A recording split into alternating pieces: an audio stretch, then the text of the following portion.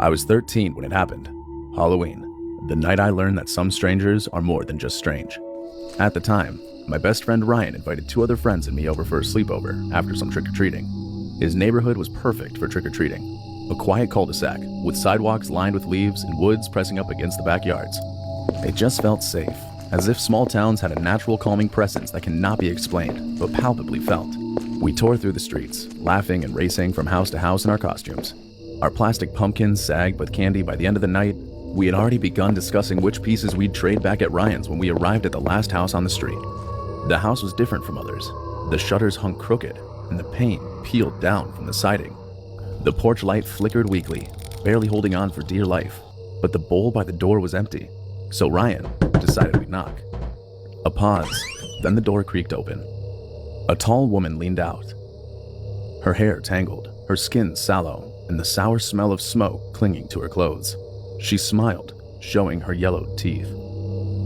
"You kids shouldn't be out so late," she said softly, as if we had done something wrong. We shifted nervously at the sound of her voice. Something about it wasn't right. Ryan broke the silence, asking, "Do you have any candy?" "Do you have any candy?" She looked at us one by one, then stopped as she locked eyes with me. "You look familiar," she whispered, almost quietly enough to prevent my friends from hearing. Her lips trembled like she wanted to say more, but she bit her tongue, and then she disappeared inside. We stood there, frozen. She came back, carrying a shoebox with a few melted chocolates, some loose buttons, and a grimy teddy bear keychain. "Take something," she urged us, holding it out as if we were supposed to trust her. "Keep it," she gestured. We paused. Ryan was the first to speak, vocalizing the hesitancy we all felt. "We're actually good, thanks." We shuffled down the steps, muttering about how creepy she was under our breaths. At least that was the end of it. The only thing was, it wasn't. Minutes later, when Ryan's mom pulled up to drive us home, the woman appeared again, this time belligerent. She ran into the street, her face twisted, eyes wide. She rushed to our vehicle, pounding on the car hood with both fists, screaming at us. "They took my child! They took her!"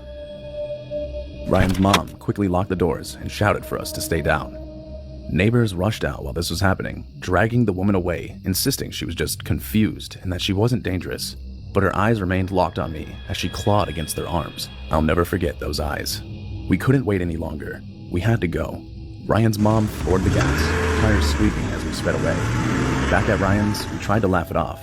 Crazy woman, right? We began trading candy before putting on a scary movie. The more we joked, the easier it was for me to believe it had just been a weird run-in and nothing more. The house was quiet by midnight, and Ryan's parents were asleep upstairs, so the 4 of us lay in our sleeping bags on the floor of his room. It was around 1 a.m. when the hallway light clicked on. It was glowing under the bedroom door.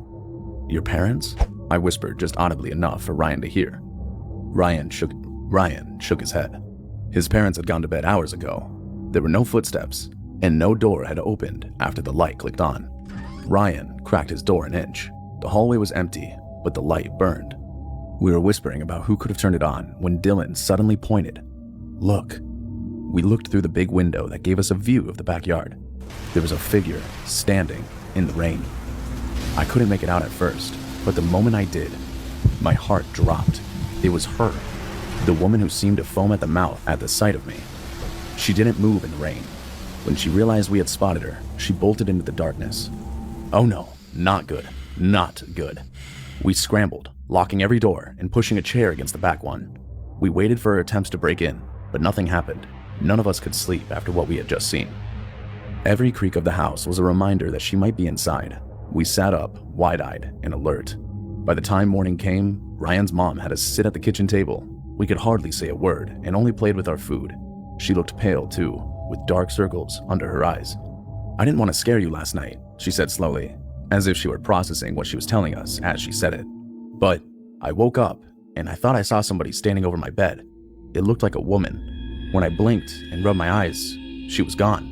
And that's when the room fell silent. We told her nothing about the woman being outside the window. We couldn't. We were still paralyzed with fear, and we didn't want to confirm her account was real. We didn't have the heart to tell her. We barely ate our breakfast. Going into the backyard when the meal ended, the grass was soaked from the rain. That's when we saw them, muddy footprints leading straight to the back door. Ryan's dad unlocked it, and we all leaned in to see. The prints continued inside, pressed into the tile. 1 step, 2, 3. Then they stopped in the middle of the hallway, with no smears leading away, and no trail back outside. Just 3 perfect footprints, ending. It was as if she had vanished into thin air. And then I thought, what if she's still out there? What if she still wants me?